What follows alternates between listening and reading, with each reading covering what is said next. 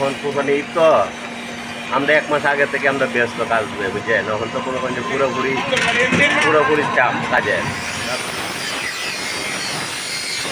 সেটা হচ্ছে কাঁচামাল, আমরা মনে করেন যে কাঁচামালটা জিনিস হয় না কোরবানির সিজনের মাধ্যমে স্প্রিং আর পাখা মাল হইলে অন্য জিনিসগুলি ভালো হয়।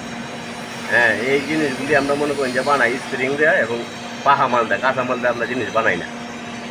আর বিষয়টা হচ্ছে এখন কোরবানি ঈদ তো আমরা 1 মাস আগে থেকে আমরা ব্যস্ত কাজ বুঝছেন, এখন তো কোনো যে পুরোপুরি চাপ কাজের, রাত্রের দিনে কাজ করতে হয়। হ্যাঁ, আলহামদুলিল্লাহ অন্য বছর থেকে এবার অনেক তুলনামূলক অনেক বেশি কাজ।